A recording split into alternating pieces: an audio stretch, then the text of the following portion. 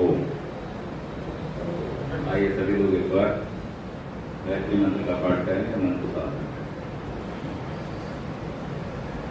ओम भूर्भुवः स्वः तत्सवितुर्वरेण्यं भर्गो देवस्य धीमहि धियो यो नः प्रचोदयात्। ॐ शन्नो मित्रः शं वरुणः शन्नो भवत्वर्यमा शन्न इन्द्रो बृहस्पतिः शं नो विष्णुरुक्रमः। नमो ब्रह्मणे नमस्ते वायो त्वमेव प्रत्यक्षं ब्रह्मासि त्वामेव प्रत्यक्षं ब्रह्म वदिष्यामि ऋतं वदिष्यामि सत्यं वदिष्यामि तन्मामवतु सद्वक्तारमवतु अवतु मामवतु वक्तारम् अवतु मामवतु वक्तारम्। ॐ शान्ति शान्ति शान्ति। पूज्य स्वामी जी, आचार्य जी, आदरणीय प्रधान जी एवं वंदनीय मातृशक्ति उपस्थित धर्मों का पिछली बार मैंने आप सबके बीच में महर्षि दयानंद जी ने जो अध्यात्म की प्रेरणा दी है उसके संबंध में चर्चा की।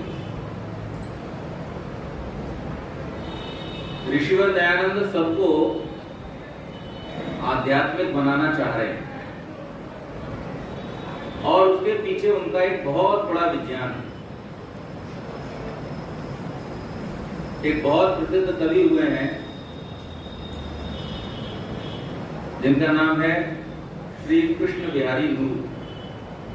आप सब में से कितने लोग साहित्य प्रेमी हैं मुझे पता नहीं, लेकिन जो थोड़ा बहुत भी हिंदी साहित्य को जानता है और उर्दू साहित्य को जिसमें रुचि है तो कृष्ण बिहारी नूर का नाम अवश्य जानता है।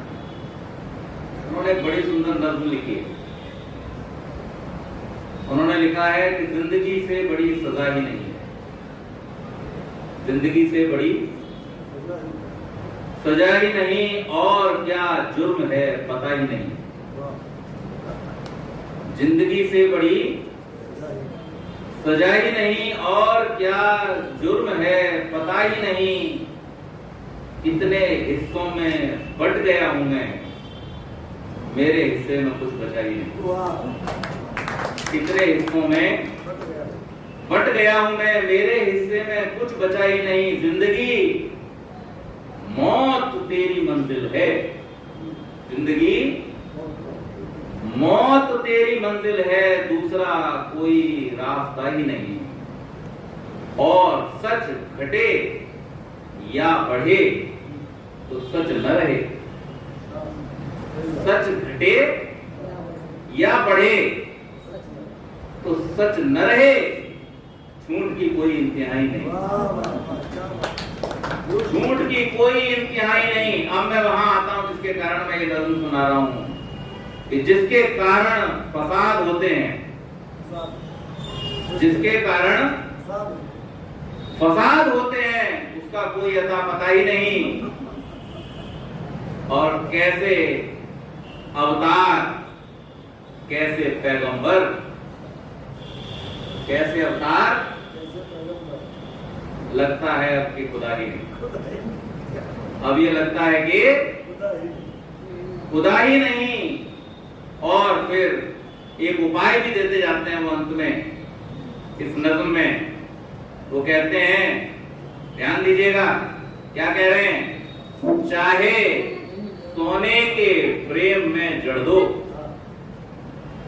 अंतिम बात क्या कही, चाहे सोने के फ्रेम में जड़ दो, आईना झूठ बोलता ही नहीं।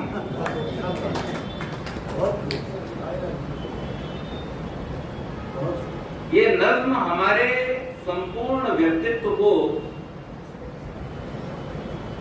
संवारने का जो मसाला है तो इसके अंदर मौजूद है। और महर्षि दयानंद भी जो बात कह रहे हैं वो यही बात है।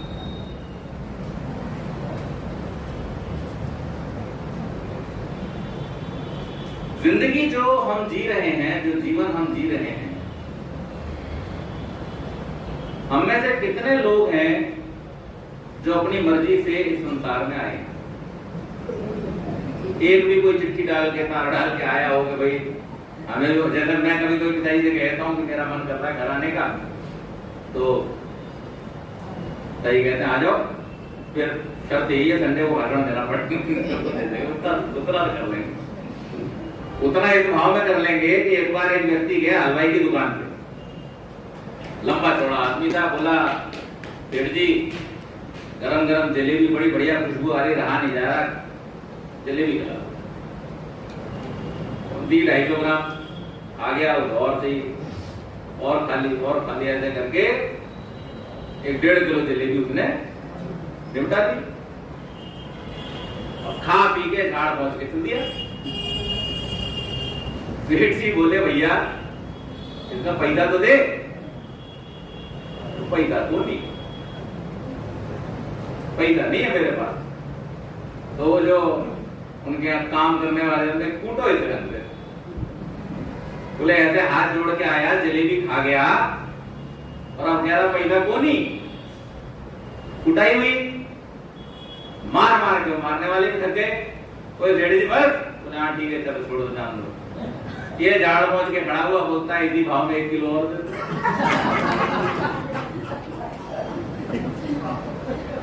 और मान लेना। तो इस भाव में यहाँ आना कोई महंगा सौदा नहीं है, इस भाव में मैं आ जाता हूँ यहाँ पर। तो ऋषि दयानंद क्या कह रहे हैं, देखिए मैं पिछली बात को ये आगे बढ़ाता हूँ। बड़ी गंभीर बात ऋषि दयानंद ने की है। वो कहते हैं कि जब तक आप आध्यात्मिक नहीं होंगे तब तक आपके साथ में सबसे बड़ी दुविधा ये रहेगी, जो डॉक्टर साहब अभी कह रहे थे, कि आप अपने जीवन लक्ष्य को कभी जान नहीं पाए, भटकते रहे, कभी इधर चले जाएंगे, कभी उधर चले जाएंगे और आपको कुछ भी मिलेगा नहीं। हमने कई बार ये कहानी सुनी है कि एक संतों का दल जा रहा था, जाते जाते उन्होंने देखा रास्ते में कई सारे गड्ढे, छोटे छोटे 2-2, 3-3 फुट के खुदे हुए हैं और उसके आगे 2-3 लोग मरे पड़े। पूछा शिष्यों ने, महाराज यहाँ तो लगता है कुछ बहुत भयंकर हुआ है, 2-3 लोग मरे पड़े हैं, गड्ढे खुदे पड़े हैं। बोले भयंकर कुछ नहीं हुआ, दुविधा में मारे गए। बोले दुविधा में? बोले हाँ, इन्हें भरोसा ही नहीं था। एक जगह और 10-5 फुट खोदते तो शायद पानी निकल आता। यहाँ खोदा 4 फुट छोड़ा, फिर वहां खोदा 4 फुट छोड़ा, फिर वहां खोदा 4 फुट छोड़ा, और ये खोदते खोदते ही बेचारे प्यासे मर गए। इन्हें एक भी जगह अपने ऊपर भरोसा नहीं था कि यहाँ पर खोदे, थोड़ा ज्यादा खोद लें तो शायद यहीं से पानी हमको। व्यक्ति भी जीवन भर ऐसे ही भटकता रहता है, ऐसे ही भागता दौड़ता रहता है कि ये वाला भगवान कुछ कर देगा, कि वो वाला भगवान कुछ कर देगा, कि वो वाला भगवान कुछ कर देगा। लेकिन वास्तव में वो कभी भगवान को समझ ही नहीं पाता, वो कभी ईश्वर को जान ही नहीं पाता। मैं एक सरल उदाहरण से आपको समझाता हूं, क्योंकि ऋषियों की भाषा थोड़ी क्लिष्ट होती है, वो अपने स्तर से देते हैं। हम सरल व्यवहारिक उदाहरण से समझाने का काम करेंगे। ये पंखा चल रहा है, कैसे चल रहा है? बिजली चल रहा है। फिर सोच के बोलो, दूसरा मौका है। कैसे चल रहा है? पंखा किससे चल रहा है? चलो करंट और बिजली तो एक ही बात हो गई, और कुछ लग रहा है आपको? सोचो सोचो, देखो ये आर्य समाज का मंदिर है, यहाँ तो बिना सोचे विचारे काम नहीं चलता है। अरे पुराने विद्वान भजन गाया करते थे, जीवन निर्माण करो आकर ऋषियों की है विद्याशाला, ये आर्य समाज का मंदिर है, आता है यहाँ हर मत वाला। तो यहाँ तो आए तो विद्याशाला में, प्रयोगशाला में आकर के हमको विचार करना पड़ेगा, चिंतन करना पड़ेगा, तभी कुछ लेके जा पाएंगे यहाँ से। तो अब आप मुझे बताओ ये पंखा कैसे चल रहा है? अरे विज्ञान तो ठीक है, ये पंखा कैसे चल रहा है? इतने डीप में मत जाओ, मैं आपको बाहर हल्के में लेके आ रहा हूँ, आप फिर घुस गए होगे अंदर डीप में। करंट तक ठीक था, और आगे कुछ आपके मन में आ रहा हो? हैं? मोटर, देखो ये बढ़िया बात है, इनके लिए ताली बजाते हो। पंखा कैसे चल रहा है? अच्छा, मोटर खराब हुआ, आप कितना भी करंट डाले जाओ, चलेगा? लेकिन अब यहां पर दूसरी बात आ गई, वरुण जी, मोटर कितनी बढ़िया हो, करंट ना हो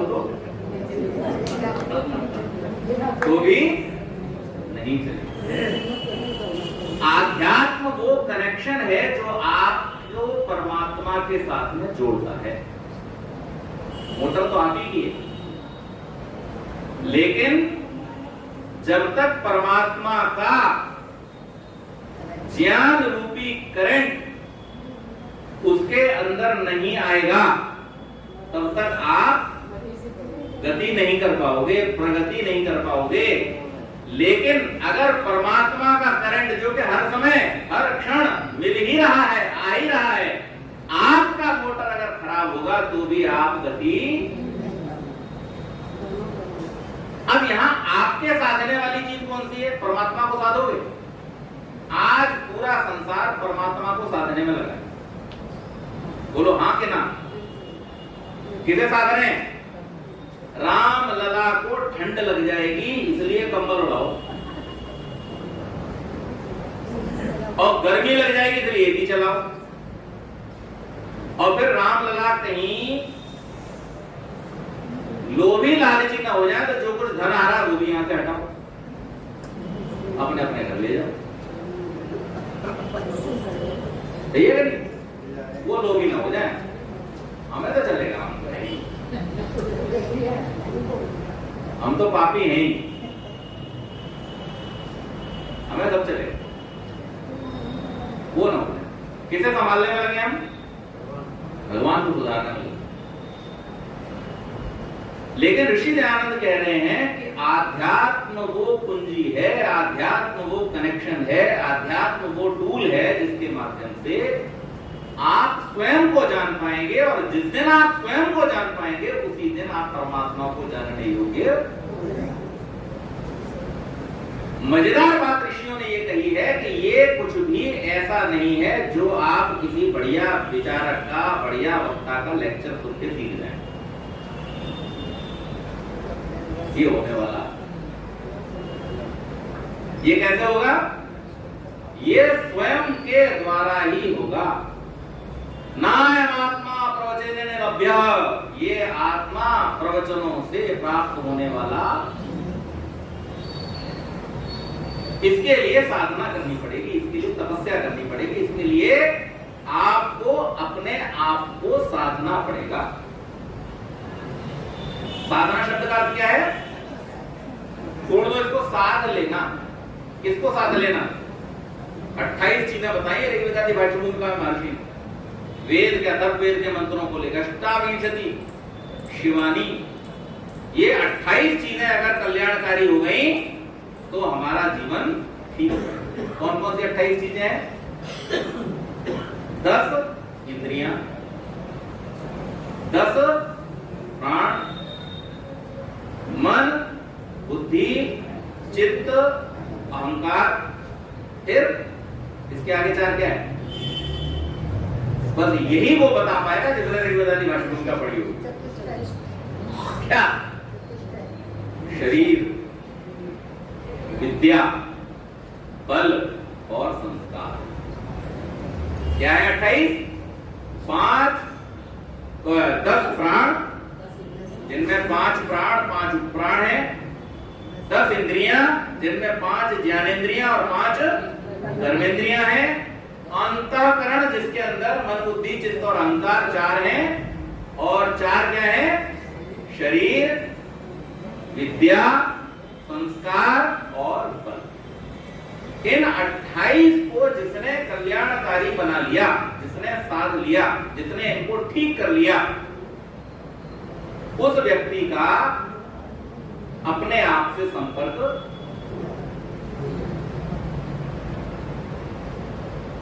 और जब तक हमारा अपने आप के साथ में संपर्क नहीं हो रहा, आत्म साक्षात्कार जब तक हमें नहीं हो रहा, आत्म ज्ञान जब तक हमको नहीं हो रहा, तब तक हम केवल कयास लगा सकते हैं कि ऐसा होगा वैसा होगा, लेकिन हम जान नहीं सकते। मैंने पिछली बार भी चर्चा की थी, उसी चर्चा को आगे बढ़ाता हूं।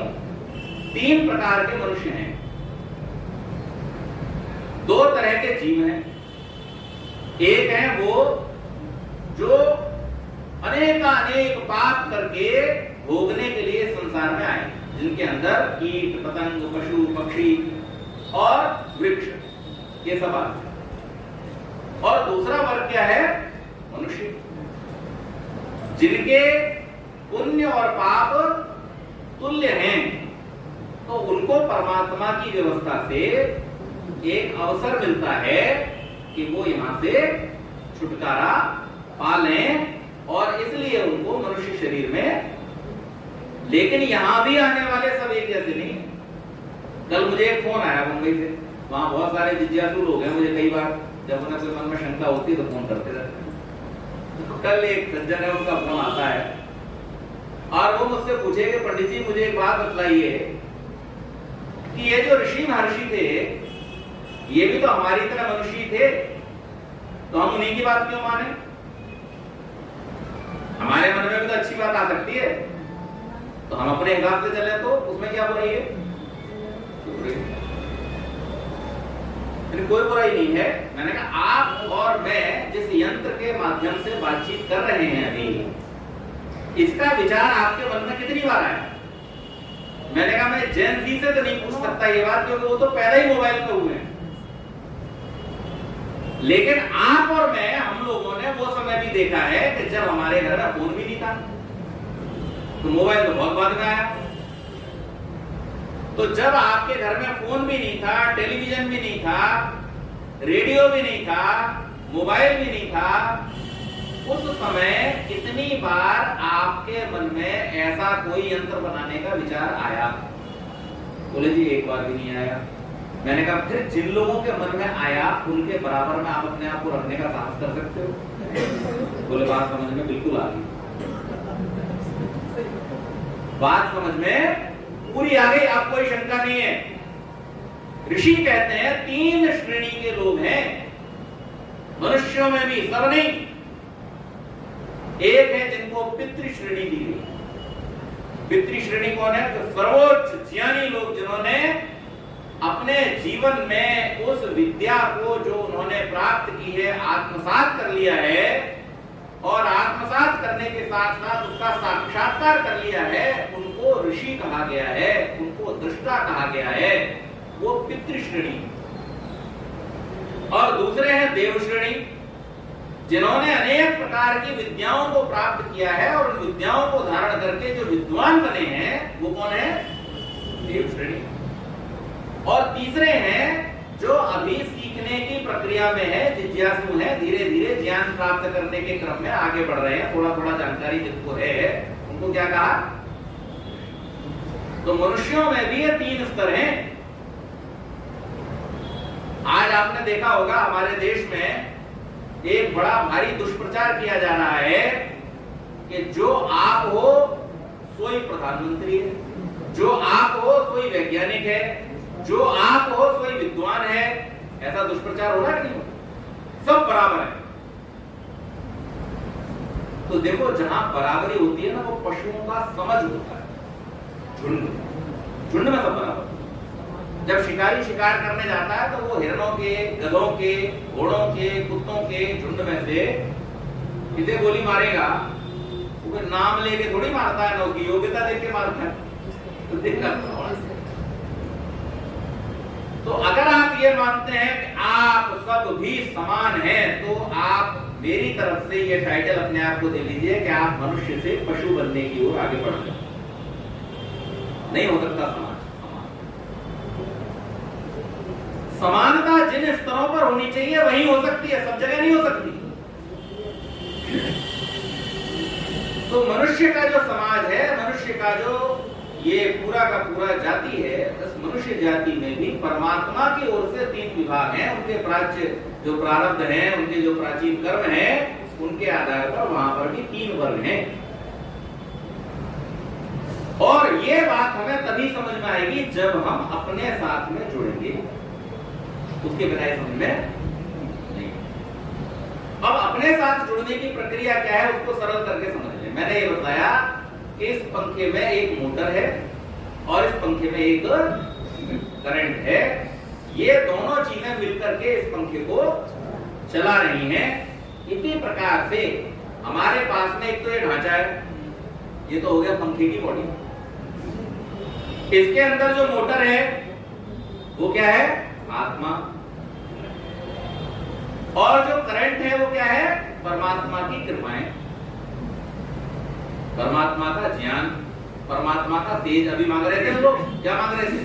तेजो से तेजोमय देही। अच्छा, आपके अंदर अगर है पहले से, क्यों मांग रहे हो? पर ऐसा भी नहीं कि आपके अंदर बिल्कुल नहीं है, थोड़ा बहुत तो है, तभी तो मांग रहे हो। आप कौन सी चीज मांगते हो? जिसका आपने थोड़ा आनंद उठा लिया है। जिन चीजों के विषय में आपने अभी जाना ही नहीं है, उनकी तो आपको इच्छाएं भी उत्पन्न देखो। जितने लोग शाकाहारी हैं, आपके मन में बाजार से गुजरते कोई इच्छा होती है मछली खरीद लें? होती है कभी? अंडा मंगा लें, जब सामान मंगा रहे घर पे, होती है कभी इच्छा? शराब मंगा लें, चाहिए नहीं, क्योंकि आपने कभी उसका रसास्वादन नहीं किया, इच्छा भी नहीं। तो इसलिए हमारा जो आत्मा है उसके अंदर थोड़ा तेज है, थोड़ा बल है, थोड़ा बोझ है, थोड़ी सामर्थ्य है और थोड़ी सहन शक्ति भी है। हम परमात्मा से कह रहे हैं, हे प्रभु, जैसे आप अनंत तेज युक्त हो वैसे ही मुझे भी कर दो। अनंत तो नहीं हो पाऊंगा, लेकिन थोड़ा बढ़ जाए मेरा, उतना ही काफी। जैसे आप ओज युक्त हो, मुझे भी ओज से भर दो। जैसे आप दुष्टों के रुलाने वाले हो, रुद्र भी है ना परमात्मा का नाम, वैसे ही थोड़ा सा क्रोध। 3 दिन पहले की मुंबई की घटना है, आप सब न्यूज में देखी। भरी ट्रेन के अंदर एक आदमी ने चाकू निकाला और एक 20 साल के लड़के को चाकुओं से घोस घोस करके मार दिया और सारे के सारे डब्बे में नपुंसक खड़े देखते थे। 22 साल का लड़का और ये 30 साल का, ये भी कोई बहुत बड़ा नहीं। ट्रेन के अंदर जरा सी बात को लेकर, बारिश हो रही थी, दरवाजा खोलना है कि बंद करना है, इस बात को लेकर विवाद, और एक व्यक्ति ने दूसरे व्यक्ति को चाकुओं से गोद के मार डाला और पूरा डब्बा भरा हुआ, जो वीडियो जिन लोगों ने बनाया वो दिखाई दे रहा है कि इधर उधर भागने लगे। ये नपुंसकता नहीं तो क्या है? आज हमारा समाज धीरे धीरे नपुंसक होता है। और प्रार्थना क्या कर रहे हैं? मन्युरसी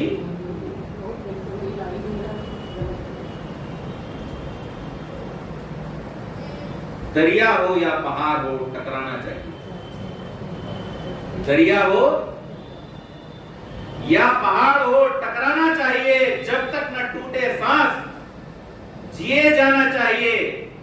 यूं तो कदम कदम पे हैं दीवारें सामने। जिंदगी में जीने के लिए आपको हर कदम पे मुश्किल यूं तो आती है।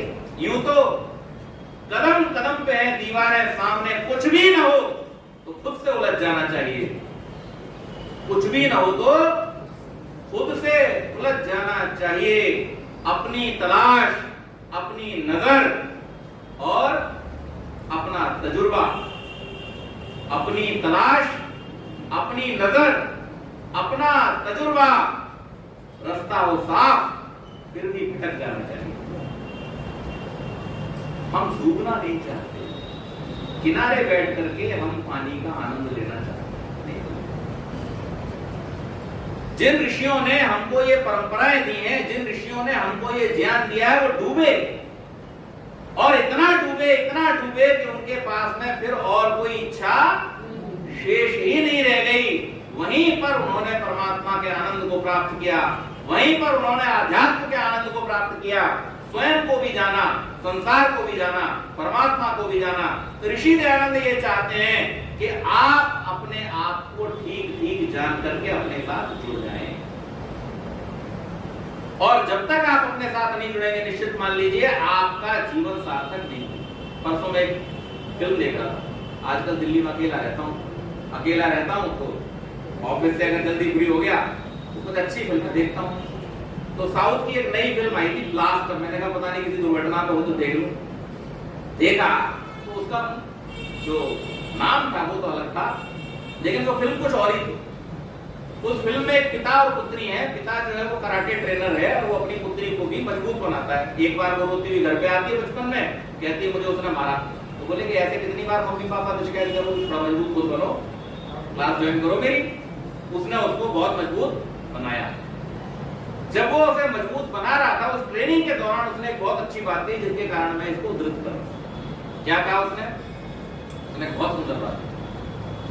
हुआ यूं कि पिता पुत्री दोनों सड़क पे जा रहे थे, और एक बच्चे को जो 15-16 साल का लड़का था, किसी होटल में काम करता था, कुछ लोग दादागिरी कर रहे और उसको थप्पड़ मार रहे। इसने बेटी को बिठाया और जा करके उनको धुन दिया अच्छी तरीके से, कराटे मास्टर था। जब उनको धुन दिया तो बेटी लौटते में कहती है पिताजी से, पापा क्या ये लोग आपकी जान पहचान के थे, या वो लड़का आपकी जान पहचान का था? बोले मेरी जान पहचान का कोई नहीं था। बोले फिर? बोले बेटे हमें केवल अपनी जान पहचान के लोगों के साथ बुरा होने तक का इंतजार नहीं करना चाहिए। अगर हम आदमी हैं, अगर हम इंसान हैं, और इंसान होकर के हमने गलत के खिलाफ आवाज नहीं उठाई, तो हमारा जीवन व्यर्थ है। और फिर आगे जो भी वो बनती है, वो बहुत सारे ऐसे लोगों का नाश करती है। तो ये जो मन्यु की प्रार्थना है हमारी प्रार्थना में, ये केवल इसलिए नहीं है कि हम मन्यु में दे कह दें और बस घर के अंदर बैठ जाएं।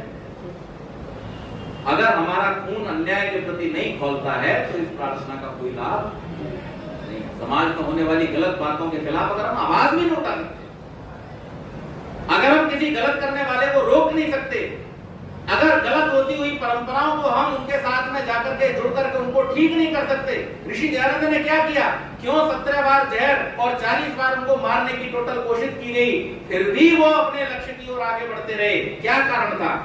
उन्होंने तो शादी नहीं की थी, उनका कोई परिवार नहीं था। क्या वो केवल अपने परिवार के लिए लड़ रहे थे? केवल सत्य के लिए लड़ रहे थे। समाज में फैली हुई कुरीतियों को जब उन्होंने देखा, उन कुरीतियों को मिटाने के लिए लड़ रहे थे। समाज में फैले हुए अंधविश्वास और पाखंड को देखा, उसे मिटाने के लिए लड़ रहे थे। समाज में उस समय हमारे राष्ट्र में पराधीनता की जो बेड़ियां थी, उनको जब उन्होंने देखा, और आक्रांताओं के अत्याचारों को देखा, उसे मिटाने के लिए लड़ रहे थे। और राष्ट्र को फिर से सबल, सुरक्षित, स्वाधीन और आध्यात्मिक बनाने के लिए, उन्नतिशील बनाने के लिए ये लड़ाई इसलिए थी। ये लड़ाई कोई पद पाने के लिए नहीं थी। आप लोगों ने शायद ऋषि का जीवन चरित्र अगर पढ़ा हो, पंजाब में जब आर्य समाज की स्थापना हो चुकी थी, फिर से एक बार स्वामी जी गए, और जब स्वामी जी वहां पर पहुंचे तो आर्य समाज के कार्यकारिणी के जो लोग थे, उन्होंने बड़े सम्मान से स्वामी जी को, पहले तो जब वो पहुंच रहे थे तो उस समय संध्या हो रही थी, और उस संध्या में से कुछ लोगों ने स्वामी जी को नमस्कार किया। स्वामी जी चुपचाप जाके अपने आसन जो नियत था वहां पर जाकर के बैठ गए। स्वामी जी ने अपने प्रवचन में 2 बातें कही। जब स्वामी जी का स्वागत सत्कार करने के लिए लोग पहुंचे तो बोले कि स्वामी जी, हमारी इस पूरी कमेटी ने, हमारी समिति ने मिलकर के निर्णय लिया है कि आपने मंत्री और प्रधान का पद तो लिया नहीं, आप कितने समाजों के प्रधान बनोगे ये ठीक भी नहीं है, लेकिन हम आपको एक पद देना चाहते हैं। बोले क्या पद देना चाहते हो? मुझे तो कोई पद नहीं चाहिए। बोले नहीं, ये पद ऐसा है कि जिसमें आपके ऊपर कोई बंधन नहीं होगा, पर हमारी संतुष्टि हो जाएगी। बोले क्या? कहते हैं हम आपको परम सहायक का पद देना चाहते हैं। क्या पद बनाया? ऋषि दयानंद कहते हैं अपने व्याख्यान में, उस समय तो चुप रहे, व्याख्यान में क्या कहते हैं, बोले पहली बात तो ये ध्यान रखो कि ये जो परम शब्द तुमने मेरे नाम के आगे लगाया है, तुम खुद भी पाप कर रहे हो, मुझे भी। परम शब्द केवल परमात्मा का वाचक है, उसके अतिरिक्त किसी के भी। आज समाज के अंदर मेरे पप्पू घूम रहे हैं, मैं इन्हें पप्पू कहता हूँ, जिनके नाम के आगे लगा होता परम पूज्य पप्पू, उनको मैं क्या कहता हूँ, पप्पू। ऋषि दयानंद जैसा महान व्यक्तित्व, जिसके लिए संपूर्ण विश्व के समस्त संप्रदायों के, मतों के लोगों के मन में सम्मान था, जो भी व्यक्ति थोड़ा बहुत भी विद्वान था और खुले विचारों का था, वो ऋषि दयानंद का सत्कार किए बिना नहीं रहता था। उस व्यक्ति का भी व्यक्तित्व ऐसा था, उसके मन में इतनी सरलता थी कि उस व्यक्ति ने क्या कहा, ये शब्द कभी मेरे नाम के आगे और किसी के भी नाम के आगे न लगाना।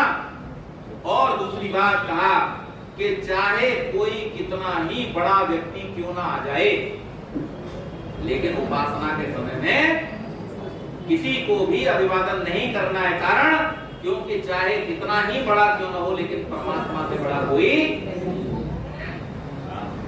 परमात्मा से बड़ा कोई।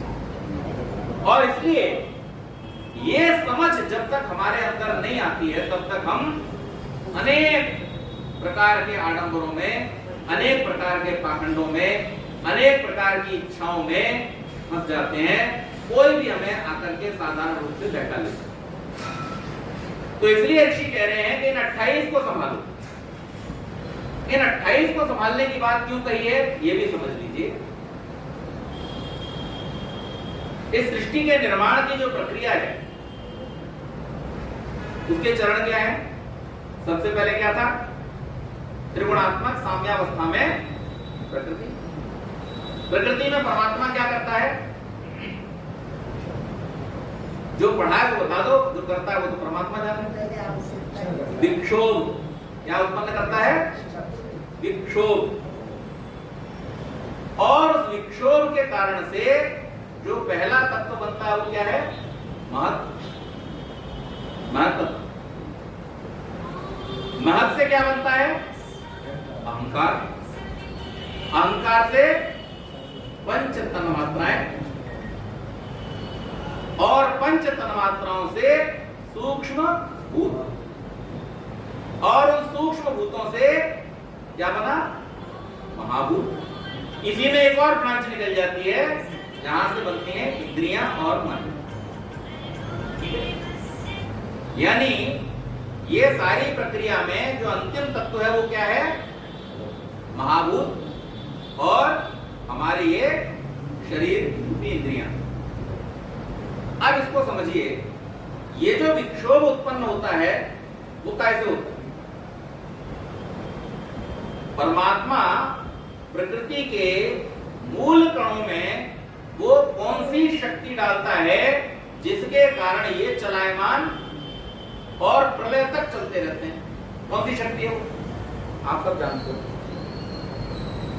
क्या शक्ति है? उस शक्ति का नाम है प्राण।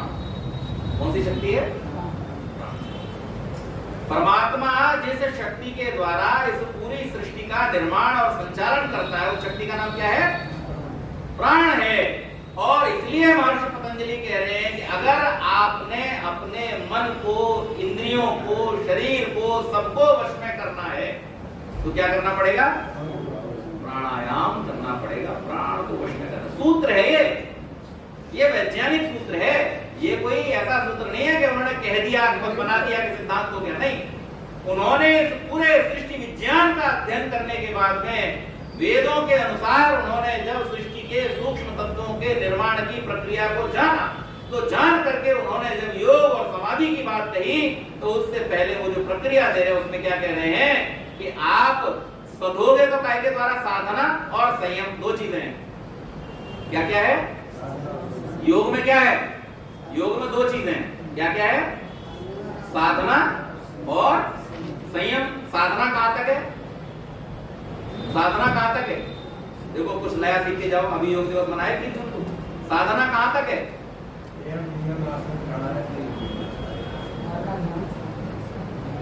यम, नियम आसन, प्राणायाम, प्रत्याहार, ये 5 क्या है? साधना। और धारणा, ध्यान, समाधि, ये क्या है? संयम। साधना और संयम। साधना जो प्रथम चरण है उसमें क्या साधना है? पहले तो अपने व्यवहार को संभालना है, साधना है यमों के द्वारा। जो आपका सामाजिक व्यवहार, दूसरों के साथ आप कैसा व्यवहार करते हैं, आपका व्यवहार समाज के साथ में कैसा है, ये बात आपके योगी बनने में, आपके आध्यात्मिक बनने में पहली सीढ़ी है। आप अगर दूसरों के साथ व्यवहार ठीक नहीं करते हैं तो आप कभी भी आध्यात्मिक हो ही नहीं सकते। और उसमें उन्होंने 5 चीजें दे दी मूल रूप में, जिसमें आपका संपूर्ण व्यक्तित्व, संपूर्ण व्यवहार समाहित कर दिया। पहला, किसी को अकारण कष्ट मत दो। अच्छा, इसमें कितनी महंगी चीज है, कितनी बुरी बात है, कितनी कठिन बात है, बताओ आप। हम किसी आदमी को बिना बात के परेशान न करें, इसमें कितनी ताकत लगती है, बताओ। परेशान करने में थोड़ी बहुत मेहनत फिर भी है, लेकिन बिना कारण हम किसी को परेशान न करें, किसी प्राणी को, किसी पक्षी को, किसी मनुष्य को न सताएं, इसमें तो कोई मेहनत नहीं है। तो अकारण किसी को कष्ट न देना, इसका नाम अहिंसा है। अकारण मत दो, अकारण आप शब्द मत बोलो, अकारण किसी को दुख मत दो, अकारण किसी का नुकसान मत करो, अकारण मत करो। और जो जैसा है उसको वैसे ही बोलो, उसमें मिलावट मत करो। अभी क्या कहा था? सच घटे या बढ़े तो सच न रहे। सच में अगर आपने थोड़ी सी भी मिलावट कर दी, कुछ बढ़ा के बोल दिया, कुछ घटा के बोल दिया, फिर वो सच नहीं है। इसीलिए क्या कहते हैं? यथार्थ। यथार्थ का अर्थ क्या है? यथा अर्थ, केवल मात्र यथावत नहीं, यथार्थ का अर्थ है यथा अर्थ। आप उसके इंटेंशन को भी अगर बदल देते हैं तब भी वो सत्य नहीं रहा। आप समझ गए बात? कही जाती है ना बातें समय पे। कैसे? जो बात जब बतानी हो वहां पर न बता के, जहां आग लग सकती है वहां पर जाकर के बताते हैं। मैं तो सच बोला, मैंने तो झूठ बोला नहीं, लेकिन मैंने वहां पर जाकर के तो सच बोला कि आग लग गई। होता है ना? नहीं। तो ऋषि कह रहे यथा अर्थ, जिस प्रयोजन से, जिस परिस्थिति में वो बात कही गई है वैसा ही तब वो सत्य है। अपने मतलब के हिसाब से चेंज कर दिया, मैनिपुलेशन कर दिया, फिर वो सत्य नहीं है। फिर वो कौन सा क्या कहते हैं उसको? मिलावट नहीं, उसके लिए बड़ा अच्छा शब्द है जो अभी मेरे ध्यान में आएगा, वो कलुषित हो गया। उसके अंदर आपकी कलुषितता जुड़ोगी, आपकी कलुषता जुड़ोगी, भावना आपकी गलत थी, उस दुर्भावना के साथ में बोला हुआ सत्य भी सत्य नहीं है। तो ऋषि कह रहे यथार्थ, यथावत। और तीसरे, अपना कमाओ उसमें गुजरो, दूसरे का क्यों चुराना? इसमें क्या मेहनत लगती है? अभी कल ही हम लोग चर्चा कर रहे थे, कोई किसी की चीज चुरा लाया और फिर थाना, वो सब हो गया, पुलिस थाना सब हो गया, फायदा नहीं हुआ, देनी की पड़ी। और जैसे स्वस्थ रह सकते हो वैसे रहो। यथा समय भोजन, यथा समय शयन जागरण, युक्त आहार विहार से, युक्त आहार से विहार से युक्त स्वप्नावबोधेन, सोना और जागना समय पे होता रहे, खाना पीना समय पे होता रहे, शरीर थोड़ा बहुत हिलाते डुलाते रहे, परमात्मा का ध्यान करते रहे। और अपने सामान को इतना लिमिटेड रखो कि आपकी गाड़ी में सारा सामान जरूरत का चल सके। जितना कम सामान रहेगा उतना सफर आसान रहेगा, जितना भारी बस्ता होगा उतना तू हैरान रहेगा। ये आपका सामाजिक व्यवहार है। अगर आप सामाजिक व्यवहार को ठीक रखते हैं तब आप इस योग्य बनते हैं कि आप व्यक्तिगत व्यवहार को सुधारें। तो शौच, संतोष, सब, स्वाध्याय, ईश्वर प्रणिधान की जो बात कही गई है, ये नियम जो है वो बिना यमों के सेवन करने योग्य नहीं है। इसलिए ऋषि कहते हैं सामाजिक व्यवहार को साधो, व्यक्तिगत व्यवहार को साधो, फिर थोड़ा शरीर को साधो। एक जगह बैठ जाओ बिना हिले डुले, आराम से। क्या कह दिया? स्थिरम सुखमासनम, स्थिर होकर के सुखपूर्वक बैठ जाओ, क्योंकि परमात्मा के पास बैठना है, इसलिए बैठ जाओ। स्थिर रहो उसमें, हिलोगे डुलोगे गड़बड़ करोगे तो बात नहीं। मैंने स्थिर सुखमासन। और उसके बाद में फिर साधना क्या है? जिसके कारण से ये सारा व्यापार चल रहा है, व्यवहार चल रहा है, उस शक्ति को साधना है, उसका नाम है प्राण। प्राण भी बिना व्यवहार के नियमित हुए संभलने वाला ध्यान रखना। किसी दिन अगले किसी व्याख्यान में मैं आपको ये बताऊंगा कि आपके अंदर कौन सी गलत भावनाएं होने से आपके अंदर कौन से रोगों का निर्माण होगा। ये विज्ञान आयुर्वेद, कौन से तत्व आपके शरीर में, जो 3 तत्व हैं, जल अग्नि वायु, यानी वात पित्त कफ, जिसे आयुर्वेद की भाषा में कहते हैं, इनमें आपके मन की किन किन दुर्भावनाओं से कौन कौन सी चीजें कुपित होती हैं और कितनी कुपित होकर के कौन से रोग पैदा करती हैं। यहाँ तक कि आज जो महाबीमारियां हैं, डायबिटीज, कुष्ठ रोग, ब्लड प्रेशर आदि आदि आदि, ये सब भी केवल और केवल आपके मनोविकारों का ही परिणाम है। यहाँ तक आयुर्वेद के ऋषियों ने आपको बताया है। तो इसलिए प्राण को संभाल लिया, और प्राण को संभालते क्या करना है, प्राण जब आपने संभाला तब आप सूक्ष्म चीज की ओर आगे बढ़ेंगे। तो सूक्ष्म चीज क्या है, इंद्रियां। गोलक तो शरीर का हिस्सा है, इसलिए वो 28 में अलग गिने गए, है ना। लेकिन जो इंद्रियां हैं वो अलग हैं। इंद्रियों को आप कैसे तालोगे, जब आपका प्राण आपके वश में होगा। यास्काचार्य कहते हैं वो व्यक्ति स्वतंत्र है जिसके वश में 4 चीजें हैं, नहीं तो सब परतंत्र है। मनुष्य योनि में होकर के भी आपको क्या लगता है, सब स्वतंत्र है। कर्म योनि है, कर्म करने के लिए सब स्वतंत्र नहीं है, सब स्वतंत्र। मनुष्य शरीर में आए हुए भी सब लोग कर्म करने के लिए स्वतंत्र नहीं है। कौन स्वतंत्र है, ऋषि दयानंद ने सत्यार्थ प्रकाश में उद्धृत किया इस बात को। यास्काचार्य की बात है, वो कहते हैं जिसके अंतर्गत 4 चीजें जिसके वश में है। क्या, सबसे पहले शरीर, दूसरा इंद्रियां, तीसरा प्राण और चौथा अंतःकरण। ये 4 जिसके वश में है वो स्वतंत्र है। नहीं तो हर व्यक्ति का हर कर्म उसके भावनाओं के द्वारा, उसकी इच्छाओं के द्वारा, उसकी वासनाओं के द्वारा प्रभावित होता है। तो राग और द्वेष से प्रेरित होकर के कर्म को करता है, स्वतंत्रता पूर्वक कर्म।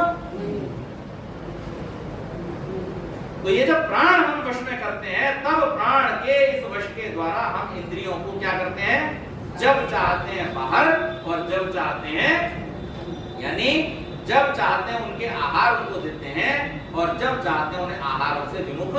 इसका नाम क्या है, प्रत्याहार। प्रति आहार, आहार के विरुद्ध दिशा में। आंख तब देखे जब आप देखना चाहो, और जब आप न चाहो तो आंख चेष्टा न करे। ये है प्रत्याहार। ये प्राण के माध्यम से होगा। किसी के पास आप परिषद की कहानी तो सुनिए ना, कि जब प्राण चलने लगे तो सब इंद्रियां हाथ जोड़ के आ गई कि भाई आपके बिना हमारा काम नहीं चलेगा।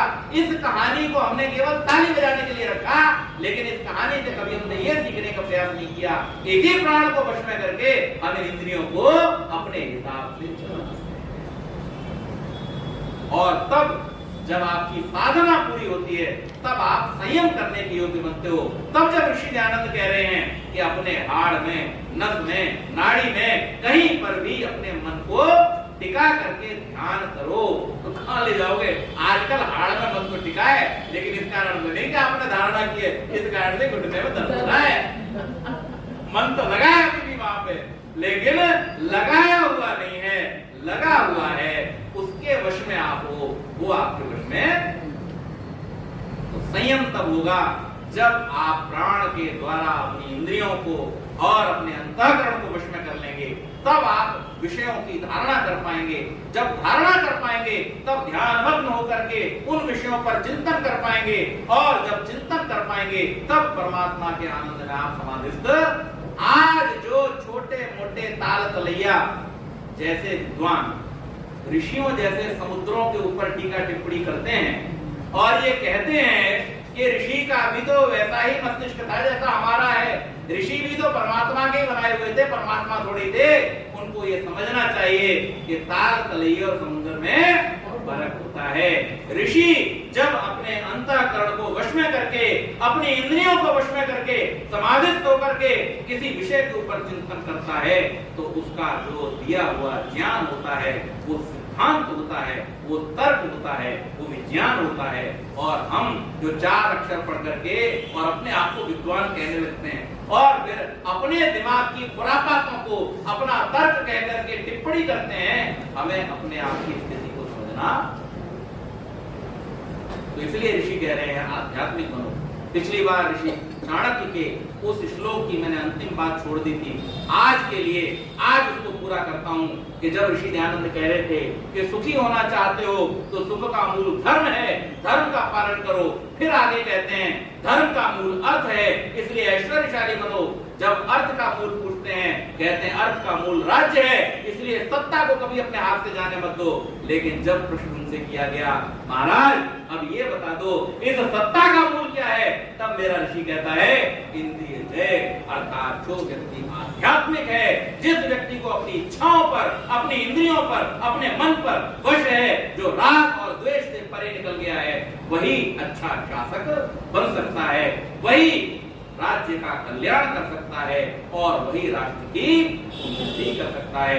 इसलिए जब मेरा ऋषि कहता है कि आध्यात्मिक बनो, तो आध्यात्मिक बनाने की उसकी प्रेरणा हमें सुखी बनाने के लिए है, हमें समृद्ध बनाने के लिए है, हमें धार्मिक बनाने के लिए है, हमें सत्ताधीश बनाने के लिए है और हमें अपने विजय प्राप्त करने वाला बनाने के लिए। थोड़ी सी चर्चा मैंने आपको की।